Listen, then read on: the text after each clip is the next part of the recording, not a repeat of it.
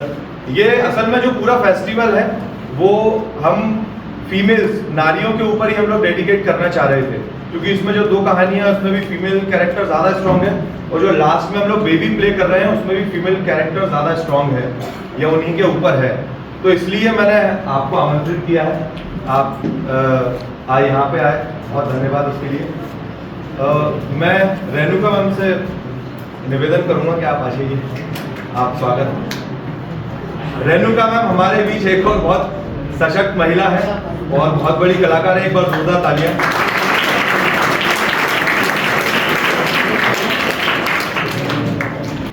पहली कहानी होगी द गिफ्ट ऑफ मैगी। इसका एडेप्टेशन किया है आशीर्वाद ने, डायरेक्शन निर्देशन किया है उद्देश्य ने। लीजिए आपके सामने प्रस्तुत है द गिफ्ट ऑफ मैगी।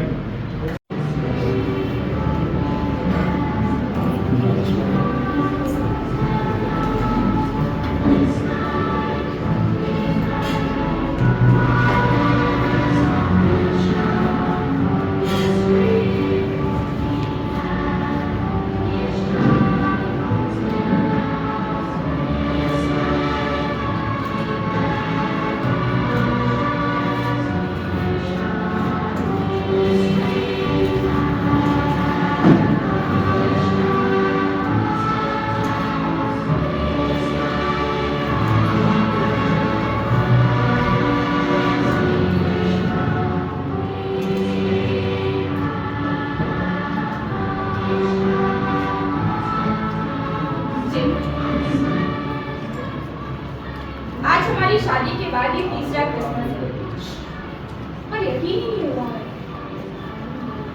ऐसा लग रहा है जैसे आज पहला दिन, पहला लम्हा हो। मैं अपनी जिंदगी के सारे क्रिसमस तुम्हारे साथ सेलिब्रेट करना चाहती हूँ। नीला, 3 साल बीत गए, फिर भी तुम एक नई लड़की की तरह ही खूबसूरत हो। दुनिया की सारी नदियों को एक कर दिया जाए, फिर भी तुम्हारी खूबसूरती उनसे ज्यादा ही होगी। मिस्टर जेम, अब ये सारी बातें छोड़िए और जल्दी से ऑफिस जाइए। और जल्दी भी तो आना है ना, क्योंकि कल क्रिसमस है और हमें तैयारियां भी तो करनी है ना?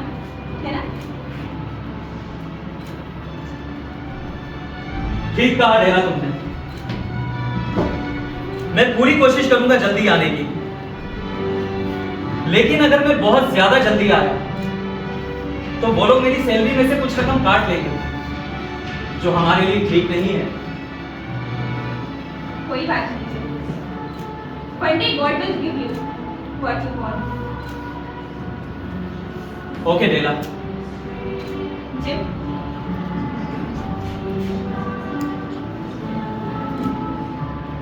मैं चलता हूँ। रुको जिम, तुम कुछ भूल रहे हो। तुम्हारी सबसे फेवरेट और लकी वॉच ये लो। अब जल्दी जाओ और जल्दी आए। I will wait for you. Thank you Della, bye.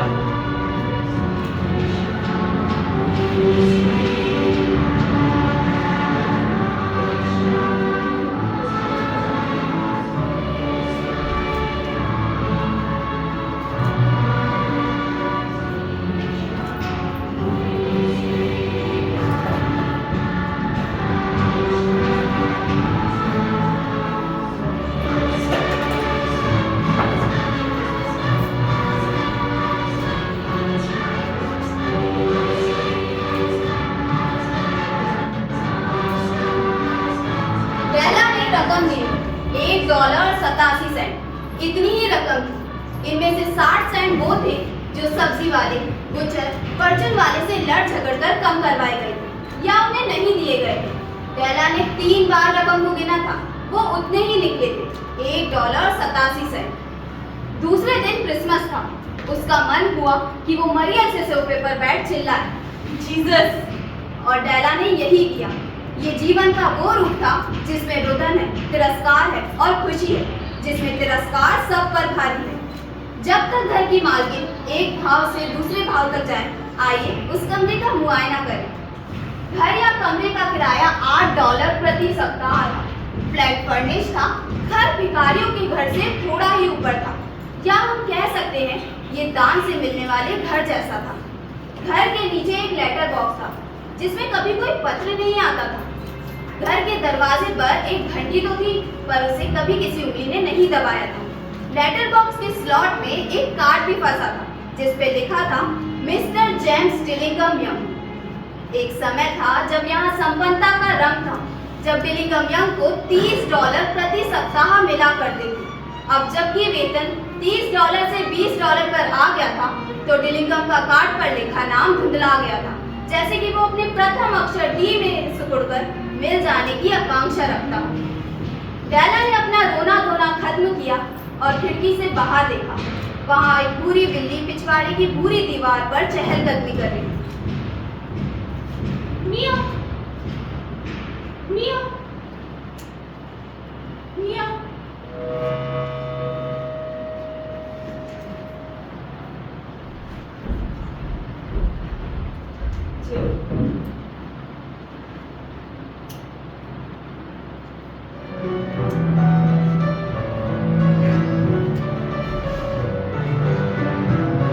मैं जानती हूँ कि तुम मेरे लिए कुछ लाए हो, पर तुम्हें पता नहीं है कि मैं भी तुम्हारे लिए कुछ लाई हूँ। दिखाओ, 1 मिनट।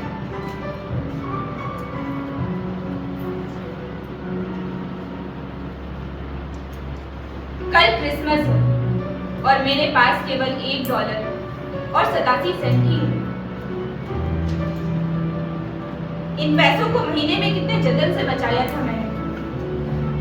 जिमी के $20 बहुत अधिक नहीं चल पाते, खर्चे हमेशा ही इससे ज्यादा होते हैं। जिम को क्रिसमस गिफ्ट देने के लिए मेरे पास केवल $1 और 87 सेंट ही है। पर मैं जिमी को क्या गिफ्ट, जिसे पाकर वो बहुत खुश हो, जिसे पाकर वो गर्वित हो। कमरे के बीच की खिड़की में एक पट्टीदार शीशा लगा था जिसमें कोई भी भिन्न भिन्न कोणों से अपनी छवि देख सकता था। शायद ही आपने ऐसा शीशा $8 प्रति सप्ताह वाले किसी फ्लैट में देखा हो। डेला क्योंकि पतली थी, इसलिए वो इस शीशे में भिन्न भिन्न कोणों से अपनी छवि देखने में माहिर हो गई थी। अचानक ही डेला ने खिड़की से हटी और इस पट्टीदार लंबवत शीशे के सामने जा खड़ी हुई। उसकी आंखों में चमक थी, एक तेज चमक, पर उसके चेहरे से 20 सेकंड में ही रंग उड़ गया। डेला ने तभी अपने बाल खोल दिए और उन्हें नीचे गिरा दिया, उनकी पूरी लंबाई तक। कितने सुंदर बाल थे डेला के। 2 चीजें ऐसी थी जिन्हें जेम्स डिलिंगम यंग अपनी थाती समझता था, अपनी दौलत समझता था। उनमें से एक थी जिमी की सोने की घड़ी, जो उसके दादा की थी और उसके पिता के बाद उसे मिली थी, और दूसरी चीज डेला के सुंदर और लंबे बाल। अगर शिवा की महारानी खिड़की के सामने वाले फ्लैट में रह रही होती और डेला अपने बाल सुखाने खिड़की से नीचे लटका देती, तो शिवा की महारानी को डेला के सुंदर बालों के आगे अपने बहुमूल्य आभूषण तुच्छ दिखाई देते। अगर सम्राट सोलेमान इमारत का दरबान होता और अपना खजाने का ढेर तलघर में सजाए रखता और जिम अपनी जेब से घड़ी निकालकर टाइम देखता, तो सम्राट ईर्ष्या के कारण अपनी दाढ़ी नोच लेता। डेला ने अपनी पुरानी कत्थई जैकेट पहनी, सिर पर ब्राउन हेड टिकाया और फ्लैट से निकल गई।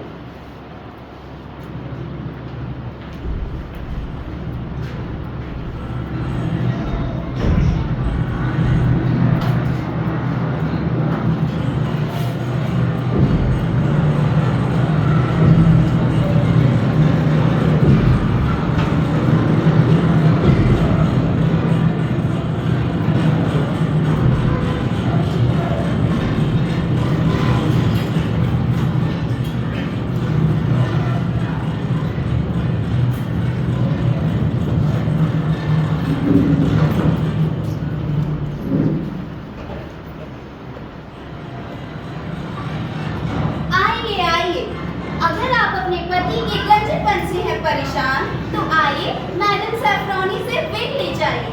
आइए आइए मैडम सैफ्रॉनी से विग ले जाइए।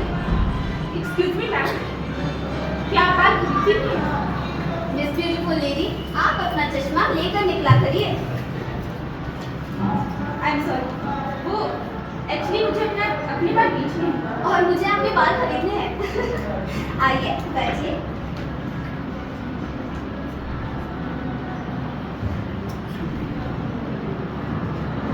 अपना हेड बता दें।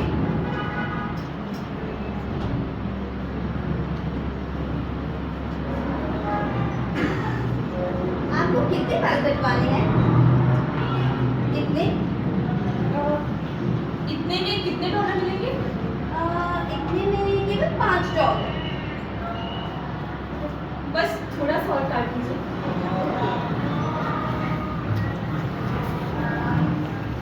इतने? इतने में कितने? इतने में केवल $10। थोड़ा और। देखिए मैडम, आपको अपने बाल कटवाने हैं तो कटवाइए, वरना जाइए यहाँ से। आपके बाल इतने सुंदर भी नहीं कि मैं आपको पूरा न्यूयॉर्क दे दूँ। इतने में केवल $20 ही मिलेंगे आपको। ठीक है, काट दीजिए। वो आई एम सॉरी, वो क्या है ना, मार्केट में बहुत तरह तरह के लोग आते हैं, इसलिए बस गुस्सा हो गई। I hope you don't mind. वैसे आपके बाल तो बहुत सुंदर हैं, आप इन्हें कटवाना क्यों चाहती हैं? आप पे तो कोई भी लड़का फिदा हो जाएगा। मैम, आपने बताया नहीं। वो एक्चुअली हेयर फॉल बहुत होता है ना, और कटवाना तो था ही, तो सोचा बेच दूं। अच्छा ठीक है।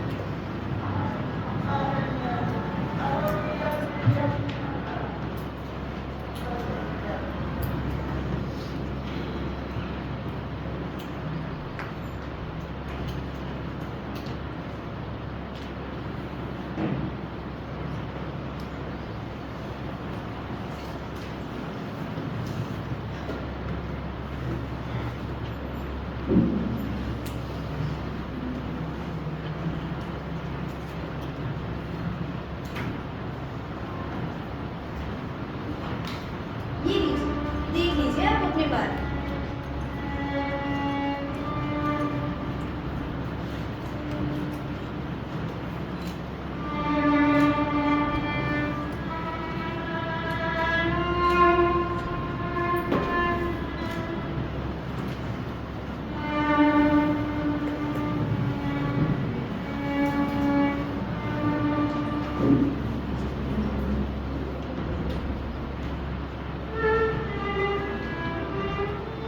ये लीजिए आपके $20। Thank you so much. बाल फिर बढ़ जाए तो फिर आ जाइएगा।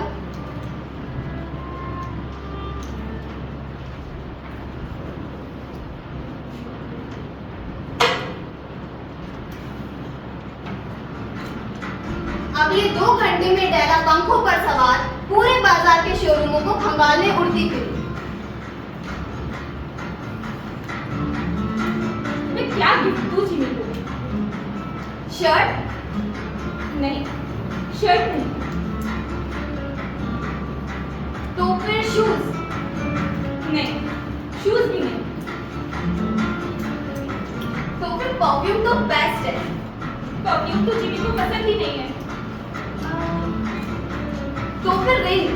रिंग?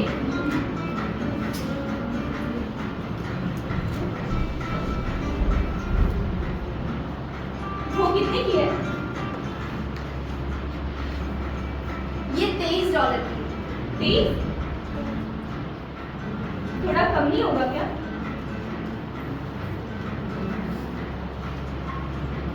बस थोड़ा कम। मैंने बहुत मुश्किलों से। It's okay.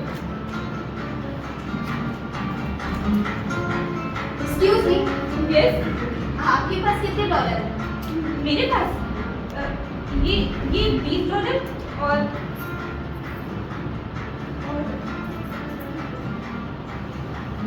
ये $1.87। Take it. Merry Christmas day. Thank you so much. Wow, कितनी सुंदर है ये। आखिर डेला को वो उपहार मिला जिसके लिए उसकी आंखें कब से तलाश रही थी। ये एक प्लैटिनम की चेन थी जो सुंदर डिजाइन में बनाई गई, जो अपनी डिजाइन की तरह ठीक मूल पर मिल रही थी। डेला ने जैसे इस चेन को देखा, उसके दिल ने कहा, ओह माय लव जिमी, ये सिर्फ तुम्हारे लिए, किसी और के लिए नहीं। कितनी सुंदर है ये चीज।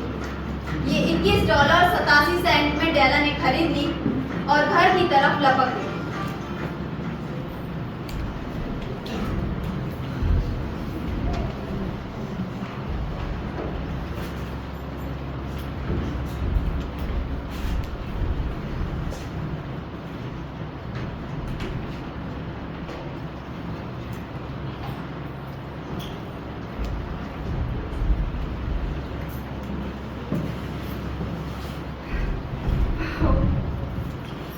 कितनी सुंदर है ये जिम, तुम्हारी घड़ी कितनी सुंदर है, और उसमें वो बदसूरत सा स्ट्रैप। पर आज उसका आखिरी दिन है, क्योंकि जब ये चेन तुम्हारी घड़ी में लगेगी तब तुम्हें टाइम देखने में शर्म नहीं आएगी।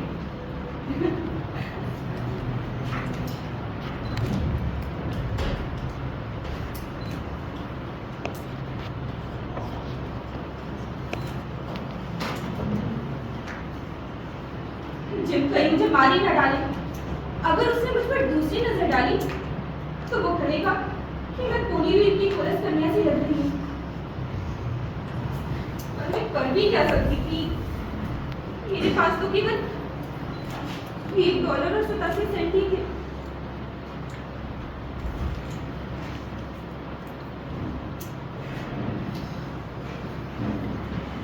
जिम कभी भी लेट नहीं आता था। डेला ने जैसे ही जिमी की सीढ़ियों से आवाज सुनी, उसका चेहरा एक क्षण के लिए सफेद पड़ गया। बेचारा अभी बस 22 साल का ही था और उसके पर गृहस्थी का बोझ आ पड़ा था। डेला हर दिन प्रार्थना जरूर करती थी।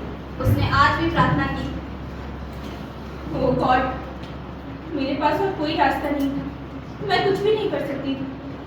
जिम को यही लगे कि मैं अब भी सुंदर हूँ, अब भी मोहक हूँ।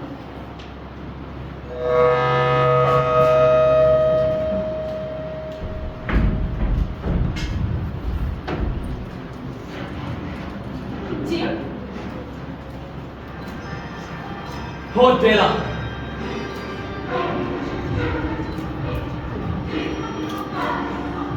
अपनी आंखें बंद करो।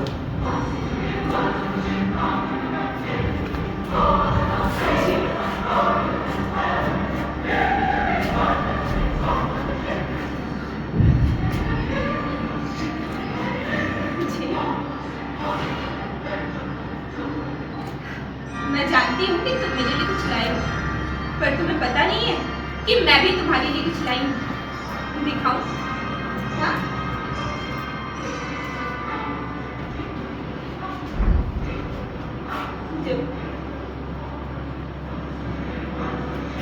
तुम मेरी तरफ ऐसे मत देखो, मैंने अपने बाल कटवा दिए, क्योंकि जब तक मैं तुम्हें क्रिसमस गिफ्ट नहीं दे देती मुझे चैन नहीं आती। बाल तो फिर उपाएंगे जिम, तुम बुरा नहीं मानोगे, है ना? तुमने अपने बाल कटवा दिए? हाँ जिम, क्या अब मैं सुंदर नहीं हूँ? बाल हो या ना हो, मैं तुम्हारी वही डेला हूँ जिम। लेकिन तुमने अपने बाल सच में कटवा दिए ना? हाँ जिम, संभव है कि मेरे बालों की कोई संख्या हो, लेकिन तुम्हारे प्रति मेरा प्यार अनंत है। डेला, मेरे बारे में कोई भी गलत भावना मत बना लेना। मुझे नहीं लगता कि हेयर कट, मेकअप या कपड़े हम दोनों के प्यार को रोक सकते हैं। लेकिन हाँ, तुम इस पैकेट को खोलो, फिर तुम्हें पता चलेगा कि मैं इस कमरे में आते ही भौचक्का क्यों रह गया।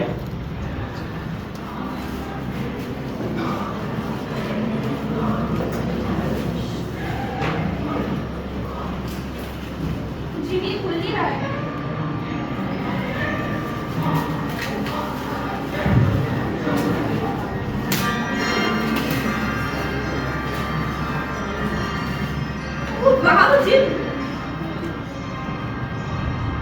ये तो वही कंघियां हैं और क्लिप जिन्हें मैं शोरूम में देखकर सोचा करती थी कि काश ये मेरे पास होती। जिम, आज मैं बहुत खुश हूँ, मैं बहुत ज्यादा खुश हूँ।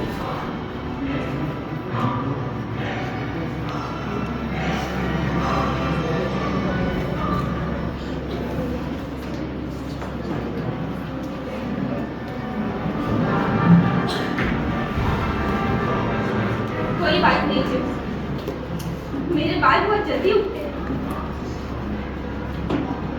अब ये सब छोड़ो, मैं भी तुम्हारे लिए कुछ लाई, दिखाओ।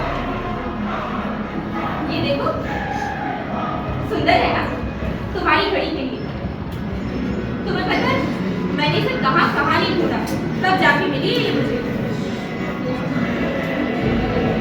लाओ अपनी घड़ी को, मैं देखना चाहती हूँ कि इसमें कैसी लिखी है। लाओ। क्या हुआ जिम? जेला, ये गिफ्ट हमारे लिए कुछ काम के नहीं है, कुछ भी काम के नहीं है गिफ्ट हमारे लिए। मैं इन गिफ्ट का क्या करूंगा? मैंने तुम्हारी कंघियों के लिए अपनी घड़ी को बेच दिया।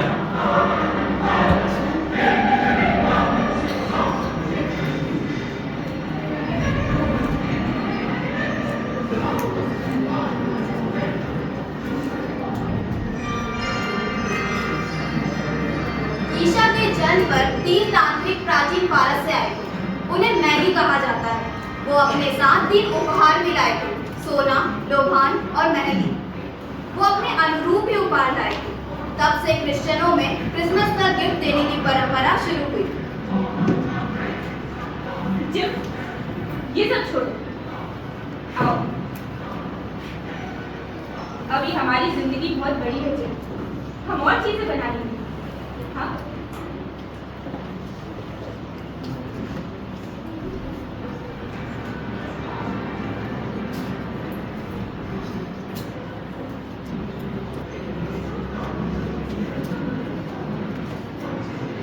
Merry Christmas gym.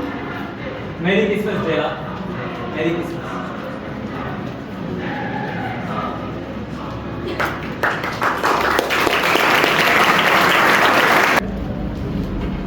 The last leave, ये आप लोग देखिए, और इसका निर्देशन भी उद्देश्य ने किया है, एडेप्टेशन आशीर्वाद झा। लीजिए, प्रस्तुत है लास्ट लीव।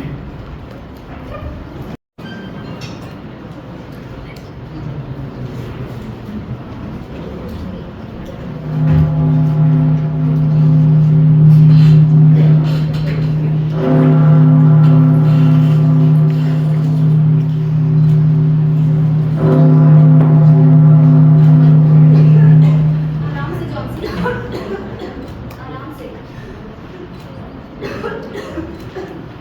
आराम से।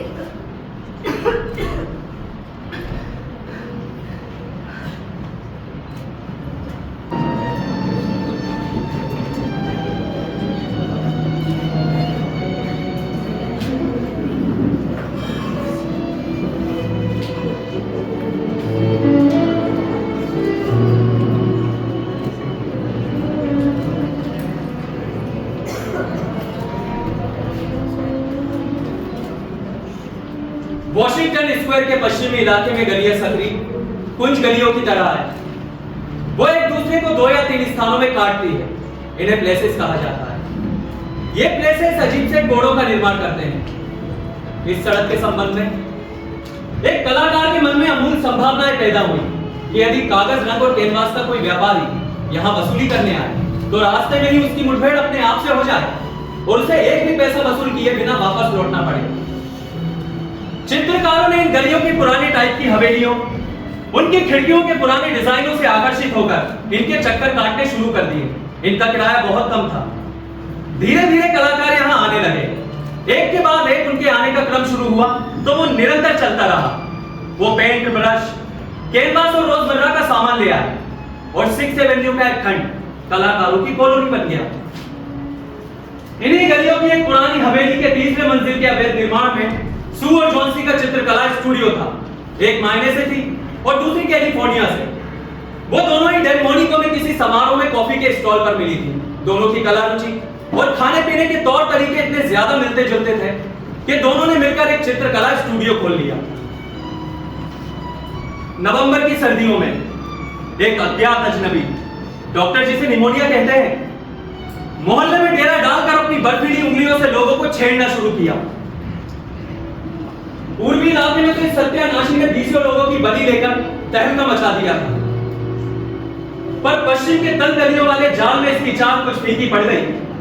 मिस्टर निमोनिया ऐसे ना थे जिन्हें आप सज्जन पुरुष कहें। वो स्त्रियों के साथ भी कोई रियायत नहीं करते थे। कैलिफोर्निया की आंधियों से जिसका खून फीका पड़ गया हो, ऐसी किसी भी दुबली पतली लड़की का इस भीम का फुंकारते देखते से कोई सामना तो नहीं था। फिर भी उसने जॉन्सी पर हमला बोल दिया।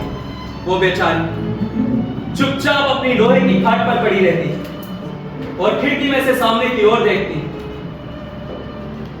इन कलाकारों की कॉलोनी में एकमात्र डॉक्टर था जो निमोनिया ग्रस्त सभी लोगों का इलाज कर रहा था।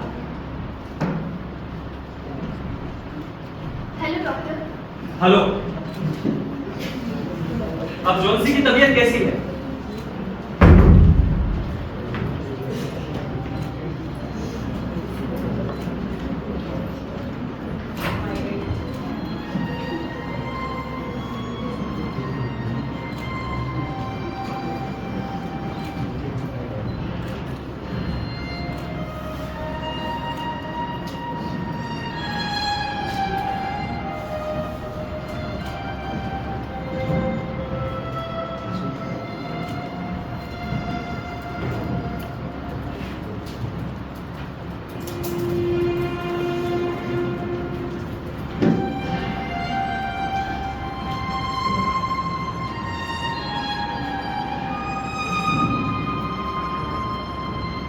इसे खाने में कुछ दिया? नहीं डॉक्टर, जॉन्सी ने सुबह से कुछ भी नहीं खाया।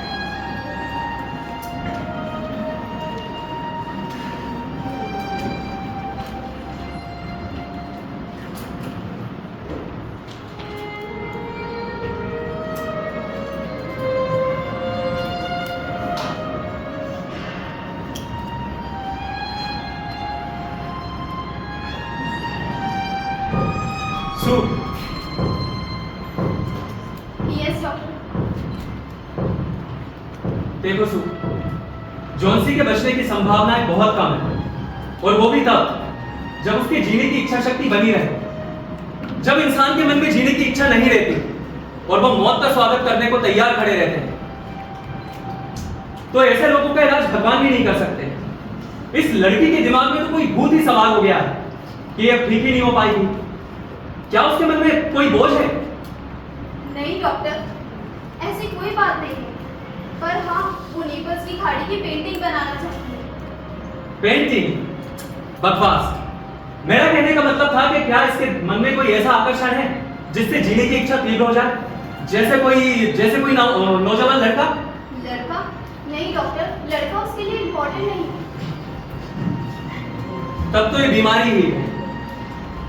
देखो सु, डॉक्टरी की विद्या के अनुसार जब कोई मरीज अपनी शव यात्रा में आए हुए संभावितों की गिनती करने लगे, तब दवाइयां अपना 50% प्रभाव खो देती है। लेकिन हाँ, अगर तुम इसे हर वक्त शॉल उड़ाए रखो और समय समय पर इसे दवाइयां देती रहो, तो इसके बचने की संभावनाएं बढ़ सकती हैं। वरना नहीं doctor, I will do my best because she is not my sister. She is like my friend, doctor. भगवान तुम जैसी दोस्त सबको दे। God bless you.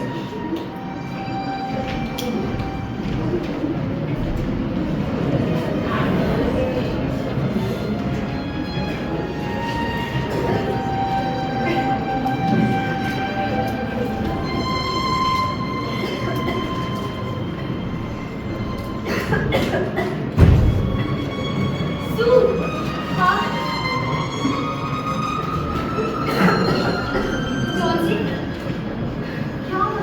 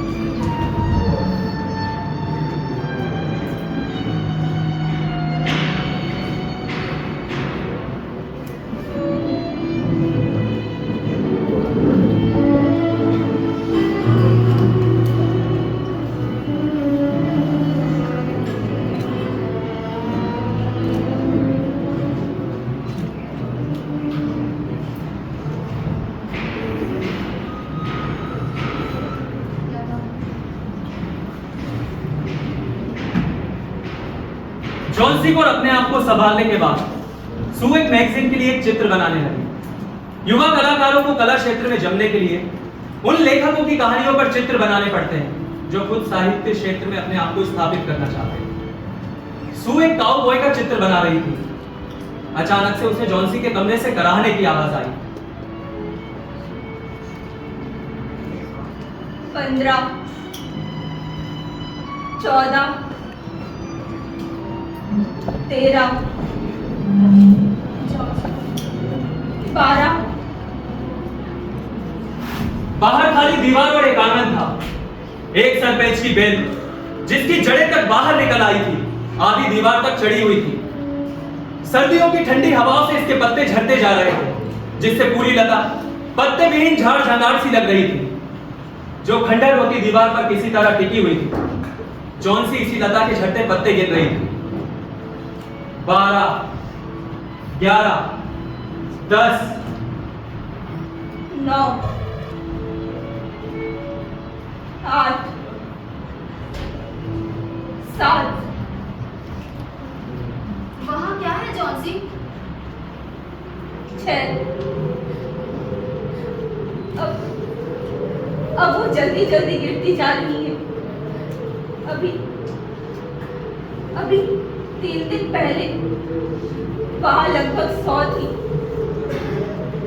गिनते गिनते सर दुखने लगता था,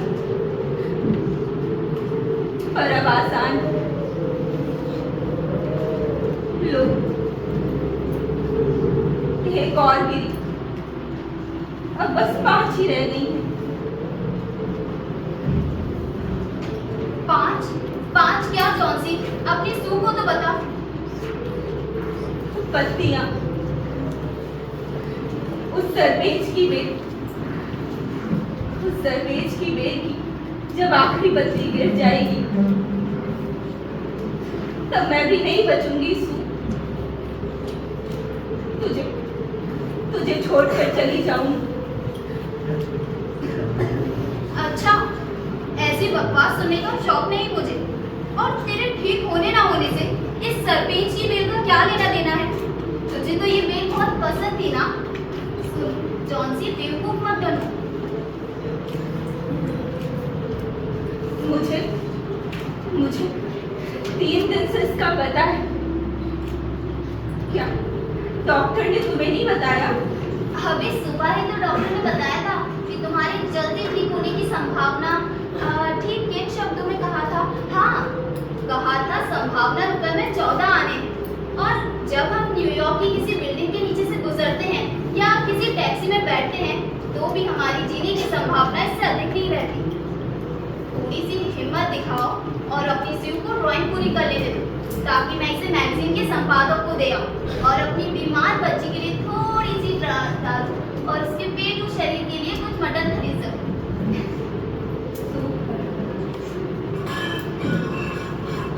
तुम और ब्रांडी मत लाओ मेरे लिए, और मुझे मटन के शोरबे की भी कोई जरूरत नहीं है।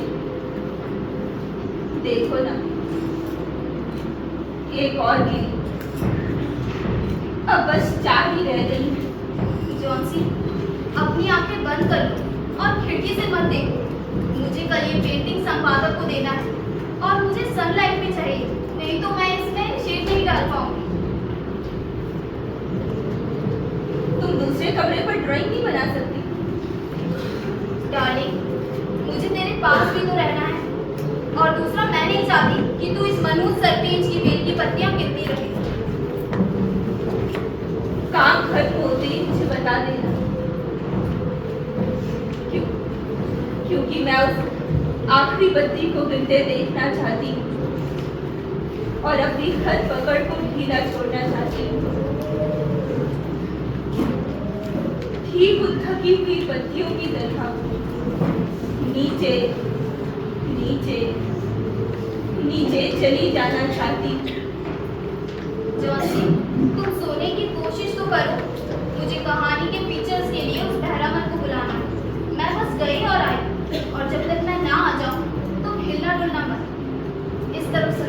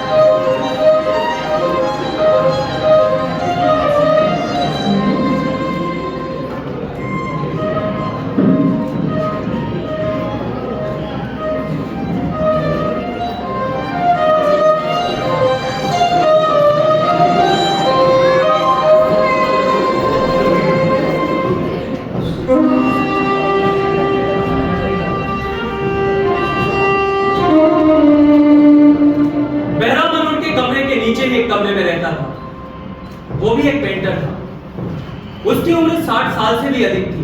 उसकी दाढ़ी किसी बंदर की दाढ़ी की तरह ही दिखती थी। बहरामन एक असफल कलाकार था। वो 40 वर्षों से साधना कर रहा था, लेकिन अभी तक अपनी कला के चरण तक नहीं छू सका था। जब भी कोई उससे पूछता कि आजकल क्या पेंट कर रहे हो, तो उसका जवाब होता मास्टरपीस। पर वो मास्टरपीस उसने कभी शुरू ही नहीं किया। उसने विज्ञापनी पट्टों की इधर-उधर की लीपापोती से अपना गुजारा किया। वो थोड़ा बहुत पेंटिंग के मॉडल बनकर भी कमा लेता था। उसके ग्राहकों में वो नए कलाकार ही होते थे जो व्यावसायिक मॉडलों की ऊंची फी नहीं दे पाते थे। बहरामन उन्हें सस्ता पड़ता था। वो जब काफी सारी शराब पी लेता, तब भी उसका जवाब यही होता कि अपना मास्टरपीस शुरू ही करने वाला है। वो खुद को तीसरी मंजिल पर रहने वाली सुअर जॉन्सी का रखवाला समझता था। उन्हें कुछ भी अनर्गल कहने वाले से बुरी तरह पेश आता था। बहरामन के पास बहुत ज्यादा जीने के संसाधन नहीं थे। एक किराए का कमरा, उसमें से भी बेर की गुठलियों की गंध आती थी, कुछ फटे हुए कपड़े, एक थाली वो शराब की कुछ खाली बोतलें थी, और वो कैनवास जड़ा हुआ था जिस पर वो महान रचना चित्रित होनी थी, लेकिन जिसकी पहली रेखा अभी तक खींची ही नहीं गई।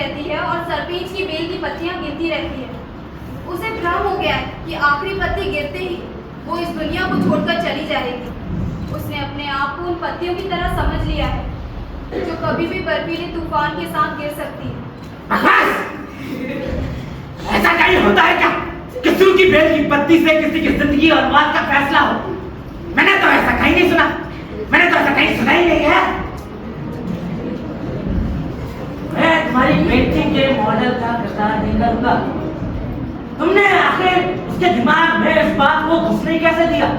कैसे घुसने दिया तुमने? बेचारी जॉन्सी,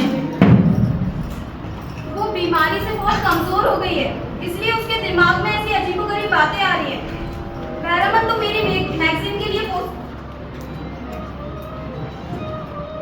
ठीक है, मैं जा रही हूँ। जॉन्सी अकेली है।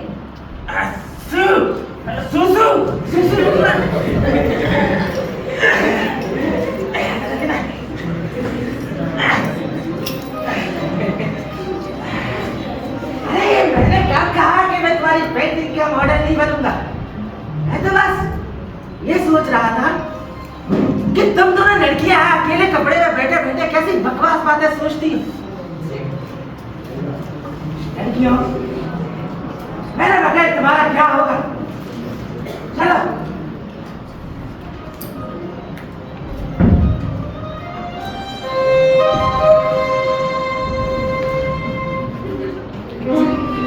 एक दिन मैं अपना मास्टरपीस जरूर पूरा करूंगा।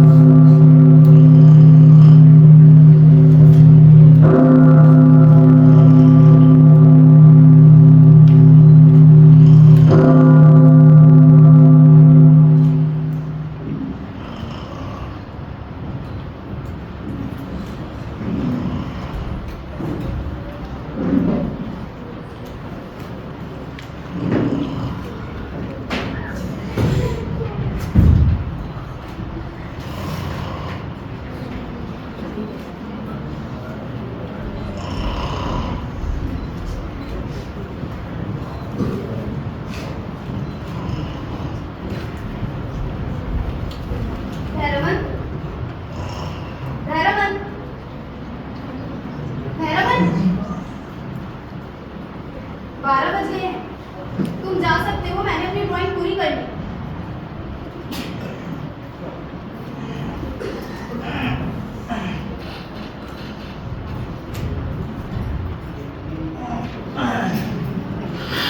और ये लो खाना, खाना खा ले। और ये कुछ पैसे। पैसा रखो, जॉन्सी के लिए दवाइयां ले आना।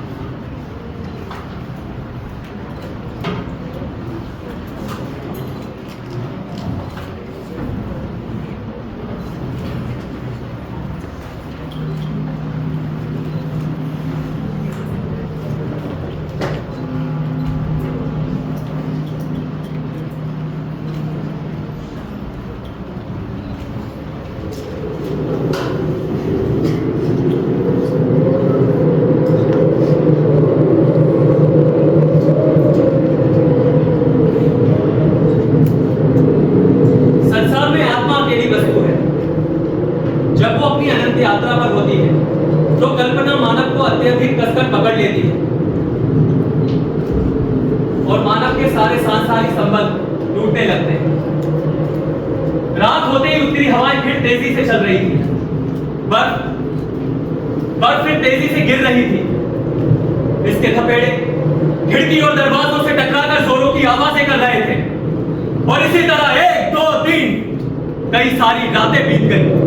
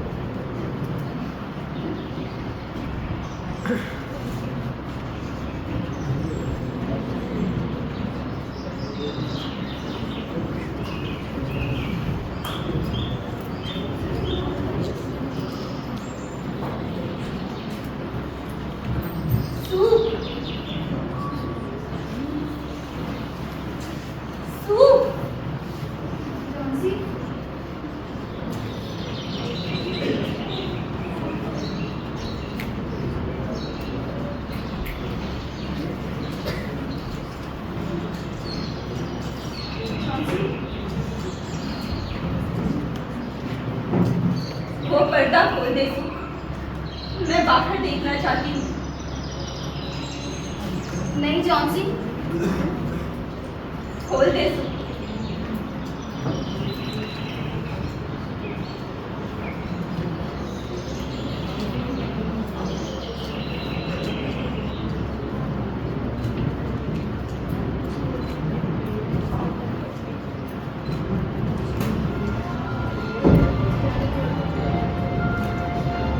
ये क्या? मुझे तो लगा था कि आज रात ये गिर जाएगी।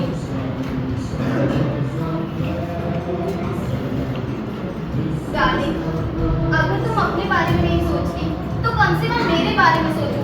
मैं तुम्हारे बिना क्या कर पाऊंगी? और ये तो अच्छी बात है ना कि पत्नी अभी भी वही है। प्रकृति भी ये चाहती है कि तुम मुझसे दूर ना हो।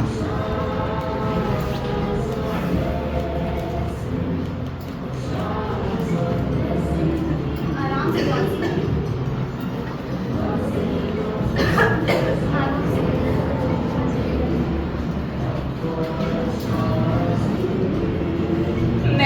लड़की हूँ।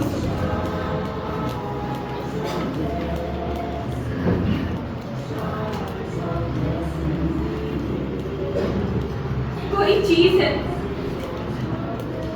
जो मुझसे कह रही थी कि पति का वह लगे रहना ये बताता है कि मैं कितनी बुरी हूँ।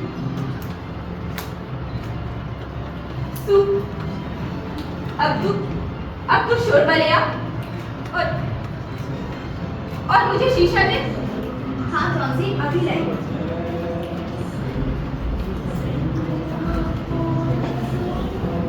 ये लो जॉन्सी, मैं बहुत खुश हूँ कि तुम ठीक हो रही हो।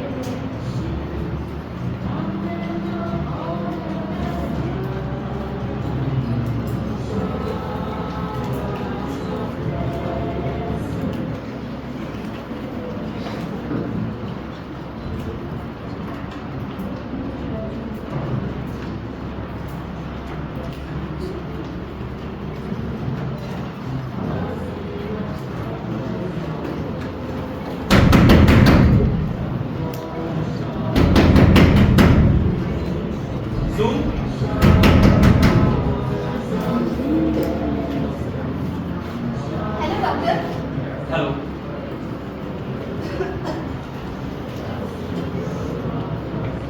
ओह माय गॉश, इतने कम समय में इतनी अच्छी रिकवरी। कम कम कम कम कम कम कम कम। अभी तुम्हें कुछ दिन और बेड रेस्ट करना है। बैठो।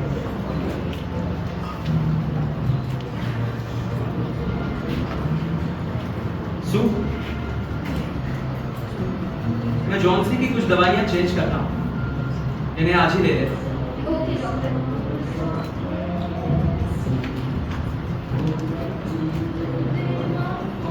तुम्हारी अच्छी सेवा से जॉन्सी जीत गई। अच्छा सू, अब मैं चलता हूँ, मुझे नीचे एक गंभीर केस देखने जाना है। इसी बिल्डिंग में? हाँ, इसी बिल्डिंग में। उसका नाम बहरामन है। बहरामन? उसको क्या हुआ है? उसे निमोनिया हुआ है। उसके बचने की उम्मीद तो नहीं है, लेकिन मैं पूरी कोशिश करूंगा। अच्छा सू, मैं चलता हूँ। एक्सक्यूज मी डॉक्टर, मैं भी आपके साथ चलती हूँ। मुझे भी बहरामन को देखना है। उसका यहाँ हमारे अलावा कोई नहीं है। ठीक है।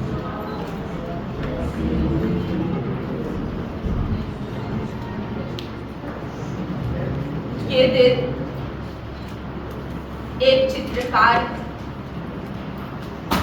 जिंदगी के पटल पर उड़ेता है कई तरह के रंग।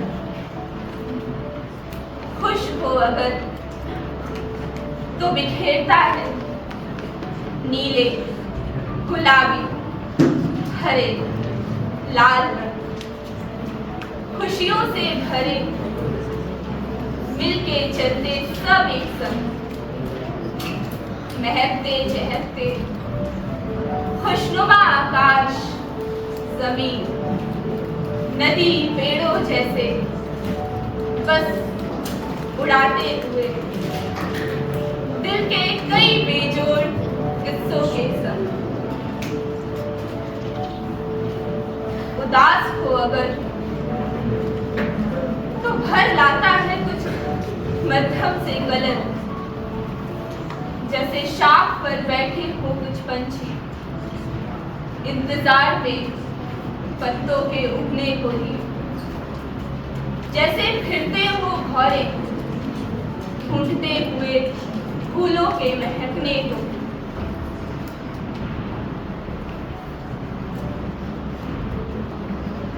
कुछ रंग इसने संभाल रखे हैं, इंद्रधनुष से निकाल रखे हैं। ये जानता है कुछ वेलवेट रेड जैसे रंगों को। ये मानता है स्काई ब्लू कलर को, जो सिर्फ कुछ खास मौकों पर ही बिखेरता है। जब हवा उड़ाती है तुम्हारी जुल्फों को, जब चांद बड़ा नजर आने लगता है, जब चाय में मजा आने लगता है, तब बिखरते हैं ये सारे रंग।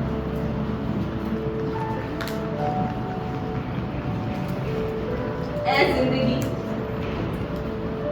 तूने मुझे एक और मौका दिया है। इस बार मैं नेबल्स की खाड़ी की पेंटिंग जरूर बनाऊंगी। जॉन्सी, जॉन्सी, जॉन्सी, मुझे तुम्हें एक बात बतानी है। क्या हुआ इसमें? जॉन्सी, बैठ। जॉन्सी, मिस्टर भैरमन की निमोनिया से मौत हो गई है। वो बस 2 दिन ही बीमार रहे। चौकीदार ने उन्हें अपने कमरे में दर्द से तड़पता पाया। उसके कपड़े भी बर्फ से सने हुए थे। वो समझ नहीं पाया इतनी ठंडी रात में वो कहाँ गए होंगे। वहाँ एक लालटेन भी जल रही थी, एक सीढ़ी भी थी और कुछ पेंटिंग ब्रश इधर उधर पड़े थे जिसमें हरा और पीला रंग चिपका था। जॉन्सी, अब जरा खिड़की से बाहर देखिए उस पत्ती को।